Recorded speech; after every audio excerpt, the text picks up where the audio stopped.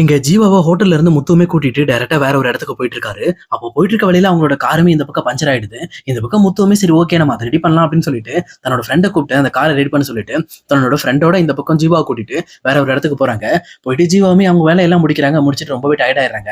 அதுக்கப்புறம் முத்துவுமே இங்க பாருங்க மேடம், என்னோட வீடு பக்கத்துல தான் இருக்கு, ஒரு நிமிஷம் வந்துட்டு போங்களேன், சொல்ல போனா நீங்க இது வரைக்கும் எங்க வீட்டுக்கு வந்ததே இல்லை, வாங்க அப்படின்னு சொல்லிட்டு ஜீவாவையும் கூப்பிடுறாங்க. அது கேட்டு ஜீவாவுமே சரி ஓகே அவர் நமக்காக சாட்சி கையெழுத்தெல்லாம் போட்டிருக்காரு அப்படிங்கிற ஒரே காரணத்தினால இங்க முத்து கூப்பிட்டோன்னா அவங்க வீட்டுக்கு போறாங்க. அங்க போன உடனே அண்ணாமலை யார் இது அப்படின்னு சொல்லி கேட்கிறப்ப இந்த மாதிரி இவங்க தான் ஜீவா, சொல்ல போனா இவங்க தான் வந்து என்னோட ரெகுலர் கஸ்டமர், இவங்க வெளிநாட்டுல இருந்து எப்ப வந்தாலும் எனக்கு கால் பண்ணிடுவாங்க, இவங்களுக்கு தான் எல்லா ட்ரிப்பும் நான் பண்றேன் அப்படின்னு சொல்லிட்டு இவங்களை உட்கார வச்சு பேசிட்டு இருக்காங்க. அப்ப அங்க வந்த விஜயாவும் எப்பவும் போலே பணக்காரங்களை பார்த்தா ஒரு பயங்கரமா சர்ப்ரைஸ் ஆயிருவாங்க.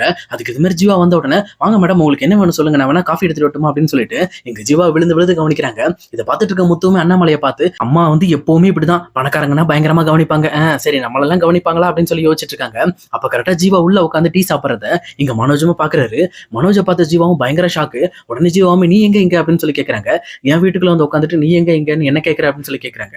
உடனே இதை கேட்ட முத்துவுமே டேய் அவங்க என்னோட கஸ்டமர், மரியாதையை பேசுற அப்படின்னு சொல்லி சொல்றாங்க. மரியாதையை பேசுறதா, என்கிட்ட இருந்து பணத்தை திருடிட்டு போனது இந்த ஜீவா தான்டா அப்படின்னு சொல்லி சொல்றாங்க. இதை கேட்ட அண்ணாமலையுமே என்னமா சொல்றான் என் பையன், அப்ப நீ தான் அந்த 27 லட்சத்தை எடுத்துட்டு போனதா அப்படின்னு சொல்லி கேட்கறாங்க. அப்ப பக்கத்துல இருக்க முத்துமே என்ன மேடம் இது உண்மையை நீங்க என்கிட்ட சொல்லாம விட்டுட்டீங்க அப்படின்னு சொல்லி சொல்றாங்க. அப்ப ஜீவாவும் இங்க பாருங்க நான் ஒன்னும் ஏமாத்திலாம் கொண்டு போல, இந்த மாதிரி மனோஜ் தான் பிசினஸ் ஆரம்பிக்கலாம்னு சொல்லி என்கிட்ட கொடுத்தான், அவன் பேசுனதுல எனக்கு வந்து அவன் என்ன ஏமாத்துற மாதிரி தெரிஞ்சது, அதனாலதான் அந்த பணத்தை நான் வந்து சேஃபா வந்து ஒரு இடத்துல கொடுத்து வச்சிருந்தேன். ஆனா அங்க போய் அந்த பணம் லாக் ஆகிடுச்சு. அது மட்டும் இல்லாம இன்னும் நான் அந்த பணத்தை கொடுக்காமலாம் கிடையாது, நான் எப்போ மனோஜ் கிட்ட அந்த பணத்தை கொடுத்துட்டேன் அப்படின்னு சொல்லி சொல்றாங்க. உடனே இது கேட்ட முத்துவும் பயங்கரமா ஷாக் ஆயிட்டு டேய் இவங்க சொல்ற மாதிரி அந்த பணத்தை வாங்கிட்டியாடா அப்படின்னு சொல்லி கேட்கறாங்க. வாங்கிட்டேன் ஒரு வழியா போராடி வாங்கிட்டேன் அப்படின்னு சொல்லி சொல்றாங்க. உடனே ஜீவாவும் இங்க பாருங்க நான் 27 லட்ச ரூபா அவர்கிட்ட இருந்து வாங்கினதுக்கு வட்டியோட 30 லட்ச ரூபாய் நான் கொடுத்துருக்கேன். கிட்டத்தட்ட இவங்களும் இவங்களோட ஒய்ஃபும் சேர்ந்து தான் அந்த பணத்தை என்கிட்ட ஸ்டேஷன்ல இருந்து வாங்கினாங்க. அந்த ஒரு கேஸுக்காக தான் நீங்க எனக்கு சாட்சி கையெழுத்து போட்டீங்க முத்து அப்படின்னு சொல்லி சொல்றாங்க. அப்பதான் முத்துக்குமே புரியுது, சொல்ல நம்ம வீட்டுல இருக்கிறவங்க பணத்தை வாங்குறதுக்காக தான் நம்ம ஜீவாக்காக சாட்சி கையெழுத்து போட்டோம் அப்படிங்கறத புரிஞ்சுக்கிறாங்க. அதே நேரத்துல இங்க அண்ணாமலையும் ஏண்டா இந்த மாதிரி 27 லட்ச ரூபாய் பணத்தை வாங்கிட்டு நீ மட்டுமே வச்சுட்டு இருக்க, எல்லாருக்கும் முதல்ல அனுப்பிச்சுடுற அப்படின்னு சொல்லிட்டு அவருமே டென்ஷன் ஆகுறாரு.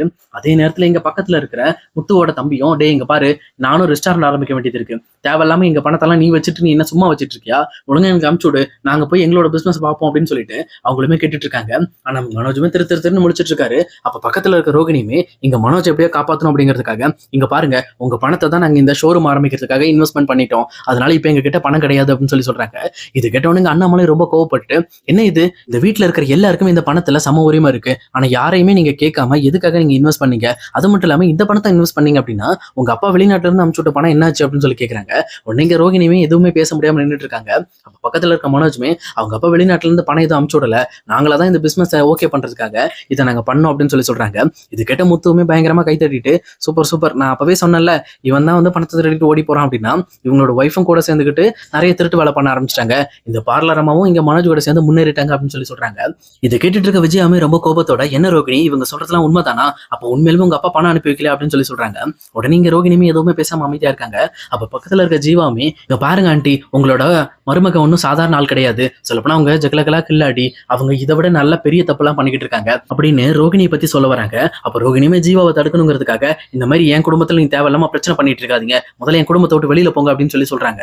அப்ப அங்க விஜயாவுமே என்னமா தெரியும் உனக்கு ரோகிணியை பத்தி, அவ ஒரு பணக்கார வீட்டு பிள்ளை, அவளை பத்தி நீ தப்பா சொல்ல பாக்குறியா, இந்த மாதிரி நீயே 27 லட்ச ரூபாய் பணத்தை திருடிட்டு போன ஆளு தானே, அப்புறம் என்ன என்னோட மருமகை நீ தப்பா பேசுற அப்படின்னு சொல்லி கேட்கிறப்போ எங்க ஜீவாவுமே சிரிச்சுட்டு இங்க பாருங்க நான் அந்த பணத்தை திருடிட்டு போல, இப்பவும் சொல்றேன் மனோஜன் ஏமாத்துற மாதிரி இருந்துச்சு, அதனாலதான் நான் அந்த பணத்தை எடுத்துட்டு போனேன், அது மட்டும் இல்லாம அந்த பணத்தை நான் 30 லட்சமா திருப்பி கொடுத்துட்டேன், அதனால என்னோட பங்கு முடிஞ்சிச்சு, புரியுதுங்களா, நீங்க இனிமேல் என்ன திருடின்னு சொல்ல முடியாது.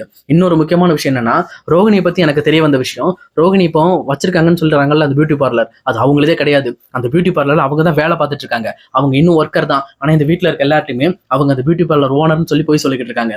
இதை விட இன்னொரு பெரிய தப்பு ஒன்று பண்ணிக்கிட்டு இருக்காங்க, அந்த தப்பை பத்தி தான் நான் வந்து தேடிக்கிட்டு இருக்கேன், அது மட்டும் எனக்கு தெளிவா கிடைக்கட்டு அதுக்கப்புறம் ரோகிணி யாரு, எப்படிப்பட்ட ஆளு, எப்படி மனோஜை கல்யாணம் பண்ணாங்க அப்படின்ற எல்லா விஷயத்தையும் உங்ககிட்ட சுக்குநூறா நான் உடச்சு காட்டுறேன் அப்படின்னு சொல்லிட்டு ஜீவா சொல்றாங்க.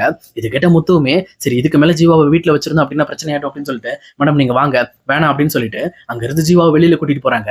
ஆனா அதே நேரத்துல விஜயாவுமே இங்க ரோகிணியை பார்த்து என்ன ரோகிணி அவ சொல்றதெல்லாம் உண்மைதானா, நீ சொல்லு உண்மையிலுமே அந்த பியூட்டி பார்லர் ஒண்ணுது கிடையாது அப்படின்னு சொல்லி சொல்றாங்க. அப்ப ரோகிணியுமே சமாளிக்கணும் அப்படிங்கிறதுக்காக, கண்டிப்பா இல்ல ஆன்ட்டி, அது என்னோட பியூட்டி பார்லர் தான். இந்த மாதிரி யாரோ ஒருத்தி வந்து சொல்றாங்கிறதுக்காக நீங்க நம்புறீங்களே, அப்படிலாம் கிடையாது அப்படின்னு சொல்லி சொல்றாங்க.